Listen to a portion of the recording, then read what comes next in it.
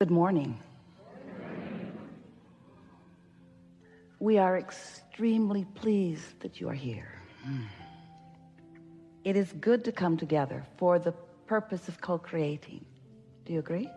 Yes. You're knowing what you're wanting? Are you enjoying the expansion of your personal desire? That's a good thing.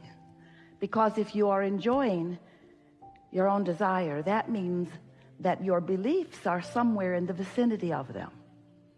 If you want something that you see no way of it ever coming about, those desires don't feel so good, do they?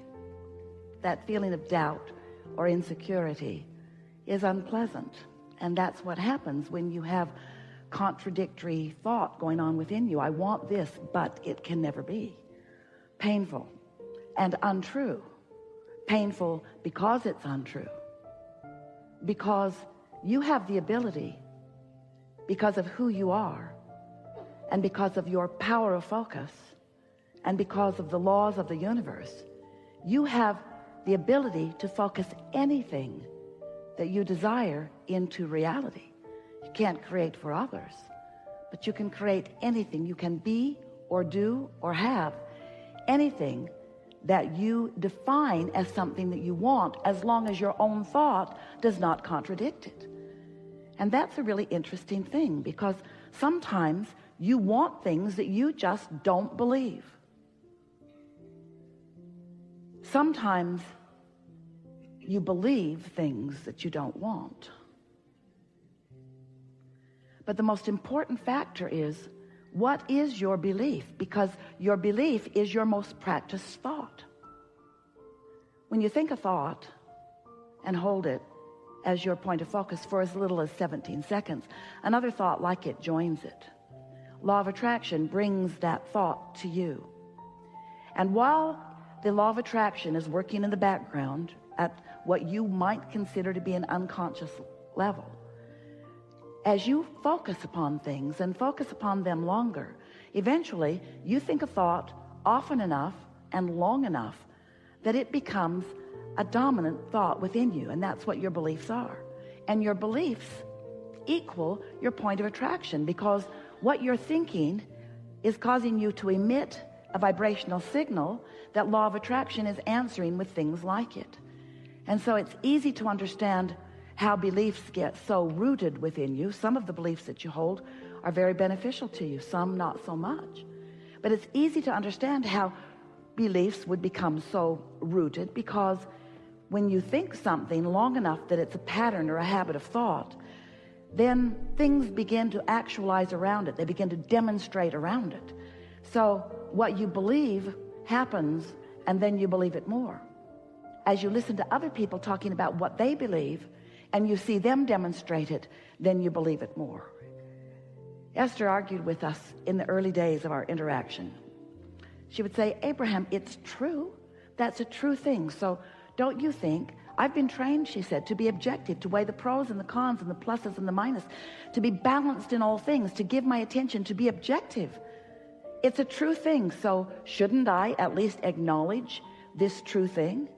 And we said, anything you acknowledge, anything that you focus on, you are practicing a vibration. You are practicing yourself into a pattern of belief. And that pattern of belief therefore equals your point of attraction, and therefore becomes what you are demonstrating or manifesting in your life experience. And therefore, if we were standing in your physical shoes, we said to Esther a lot, and we're saying it to you, we would focus upon those things that we want to manifest. We would focus upon those experiences that we want to replicate. Anything that you want plenty of in your life experience, give your attention to it. And the things that you do not want to perpetuate in your life experience, or even upon mass consciousness in general, withdraw your attention from unwanted things. But now here's a very interesting thing. There's no such thing as no in a universe that is based upon attraction. This is an inclusion-based universe, which means the things that you look at, that you want, that you say yes to, you include them in your vibration. They become part of your attraction. But those things that you don't want, that you shout no at, you also include in your vibration, because the universe is not differentiating between the word yes and no. It is only differentiating between your attention to it or your not attention to it. You see what we're getting at? So you can shout no all day long at things you do not want, and they come to you stronger and stronger and stronger because of your attention to them. Isn't that a good thing to know? So what do you do? What do you do if you don't want that thing? I don't want that thing. I'm not going to think about that thing that I don't want anymore. That thing over there. I'm not going to think about that anymore. I'm not going to think about that anymore. I'm not going to think about it. I'm not going to think about it. I'm thinking about it. I don't want to think about that thing. I don't want to think about it. I don't want to think about it. So what you have to do is think about something else. You think about other things. You just gradually, and it takes a little bit of time, it's gradual, shift your attention more and more to things wanted, and therefore not so much on things not wanted. But it's not an instant transformation. It's a general, gentle transformation. And it's helpful to understand what makes it easier and what makes it more difficult. So here are the laws of the universe simply explained, so that you can understand how it is that things are coming to you or to others because of your attention. So when you give your attention to something and you're thinking about it in very general terms, in that general attention to it, there is less momentum. The more you think about it, the faster the momentum. So when you've given your attention to something, your undivided attention to something, and you've given your attention longer and longer, law of attraction just fills in more and more details for you. And the more detailed a subject becomes, then the stronger your point of attraction is. The more general you are, the less. And so when we talk about law of attraction, we have to use the word or put the word momentum into the equation, because if you understand that law of attraction and momentum go together, then sorting this out will be a very easy thing for you. The best momentum story we have, Esther was amazed when she first saw the streets in San Francisco. Didn't seem possible that people would want to drive up or down them. They were. There they were. Imagine putting your car at the top of one of those hills, taking it out of gear, taking the parking brake off, and just for fun, just to see if the physics of this universe are still in place, you decide to just bump your car a little bit from behind just to see what might happen. Well, it starts to move, but you come to your senses right away because you've been around here long enough to know about gravity and inertia. So you step right out in front of your car and it bumps up against you, and the momentum stops. And it was easy to stop because it was very slight anyway. But you wouldn't want to be at the bottom of that hill stopping that momentum. So law of attraction is the same.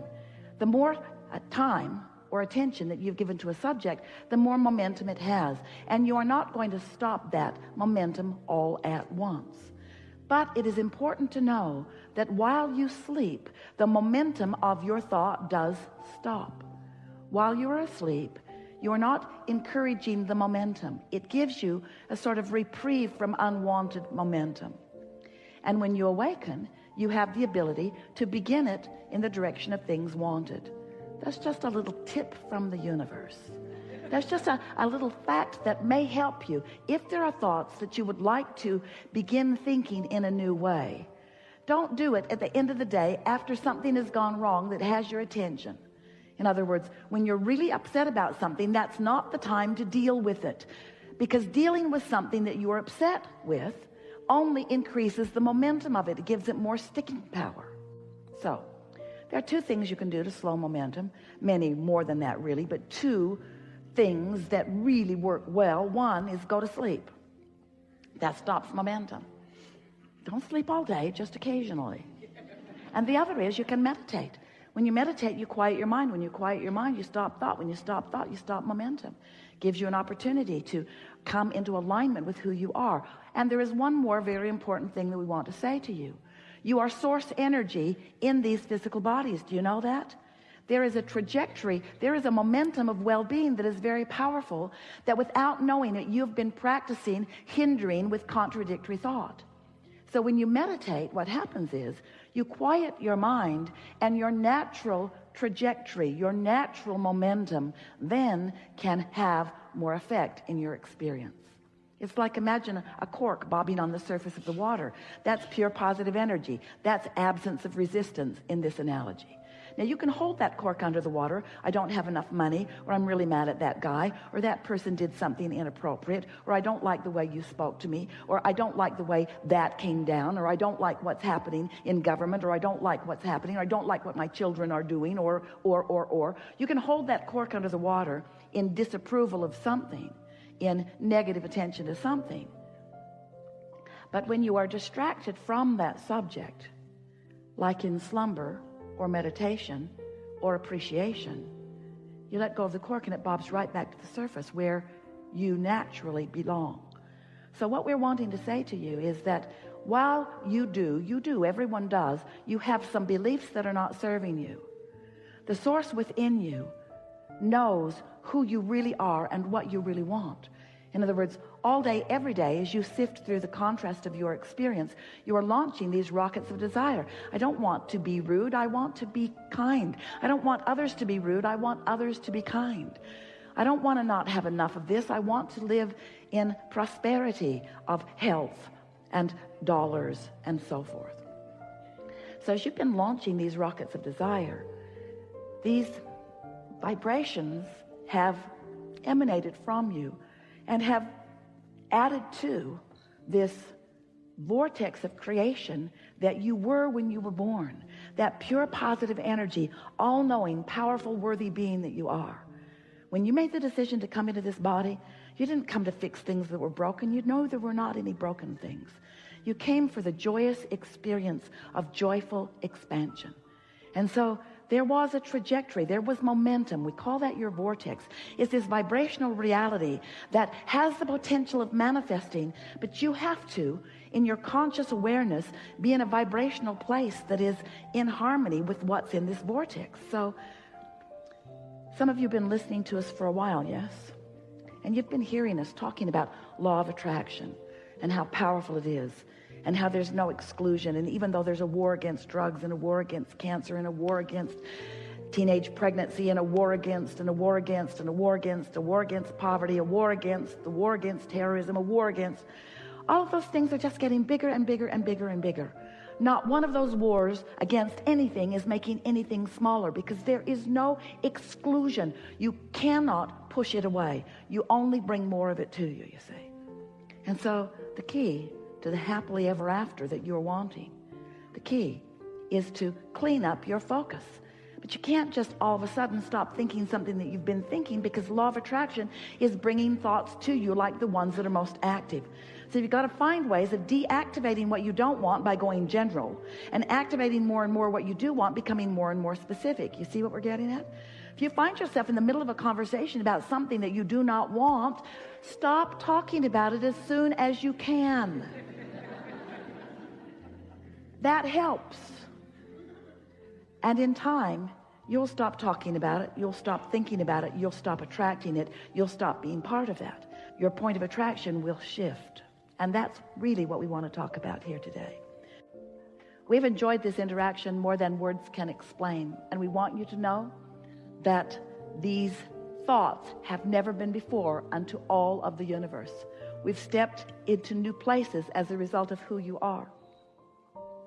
The universe has expanded as a result of this combination of thoughts and desires and beliefs. This expansion is what we all live for. In other words, we are eternal beings, all of us. We will never cease to be. And since we never cease to be, there's no place we're trying to get. All of that we think we're going to, you especially in your human form, is because you think you will feel better in getting there. But once you get there, then there'll be more and more and more and more and more. And so what we want you to leave this gathering really feeling, and you're in a place where you can get it easily, is that in all of all that is, there only is, and only ever has been, and only ever will be, right here,